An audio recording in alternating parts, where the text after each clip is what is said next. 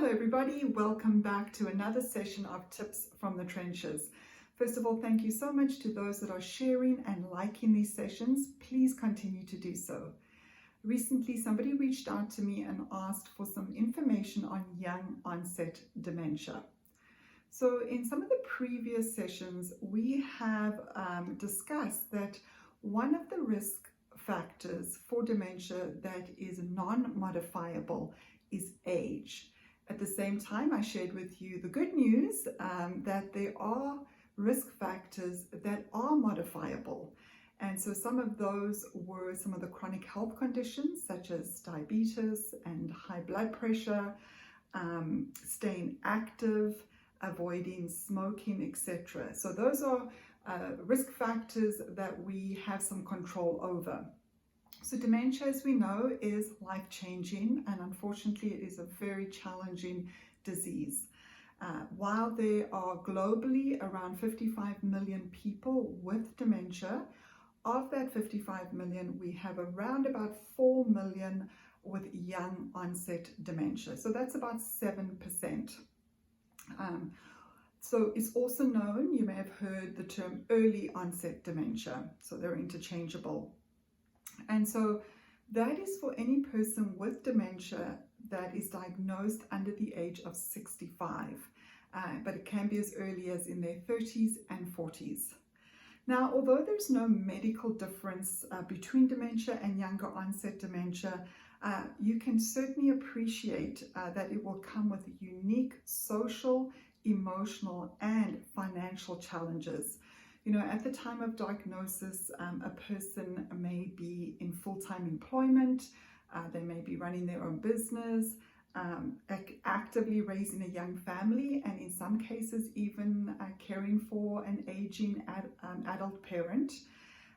They may have the financial responsibilities of the family, and they are often physically strong and healthy, so they could be participating in community sports and volunteering, so just actively involved in many things at that stage of their lives.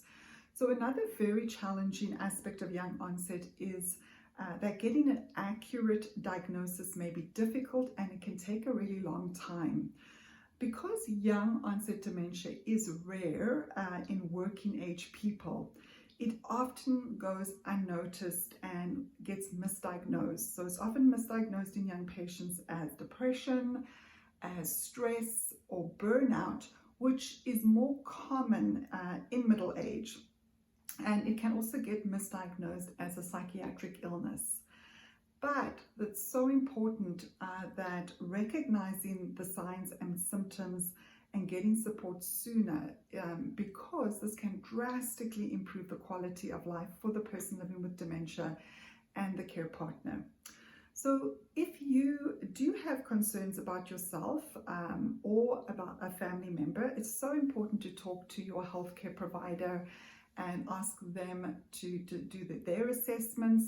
And then if they can't find any cause for the cognitive problems that you're experiencing, if they don't offer, you really need to ask to be referred to a neurologist or to a psychiatrist. So I do find when I start talking about young onset dementia, people tend to get nervous.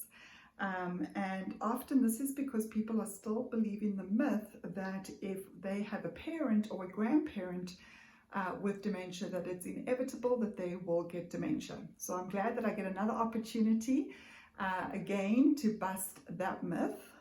So did you know that of the roughly 7% of those with young onset dementia, less than 2% of these cases are caused by a faulty gene passed down in families? So we call this familial Alzheimer's disease, and it usually affects many members of the same family at every generation, occurring in their 30s, 40s, and 50s. So, so far, 3 genes have been linked to young onset inherited Alzheimer's disease. So these genes are called, the first one is amyloid precursor protein, then we have presenilin 1 and presenilin 2. So most of our people living with young onset dementia don't actually have Alzheimer's disease, but instead they tend to have some form of frontotemporal dementia.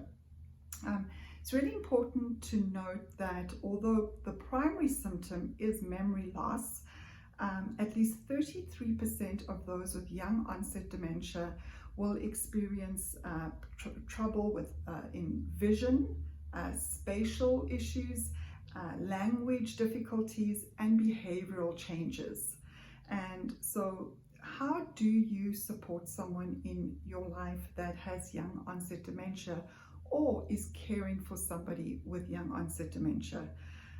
The range of support groups and resources and programs for people living with young onset dementia is certainly increasing in certain areas in the community. We see growing support happening, but unfortunately there are still huge gaps in this area. So I'd like you to join me next week, and I'm going to share with you what I've learned over the years from people directly that are living with young onset dementia and their caregivers. And they have messages that they want you to hear. And I feel so privileged that I get to share that with you next week. So I have some resources in the comments below. So below there'll be some links. So please take a look at that. Please do share and like these. Leave questions if you have any. Once again, I thank you so much for joining me. I thank you for your attention, and I want to wish you peace, I want to wish you strength, and I want to wish you moments of joy. Until next time.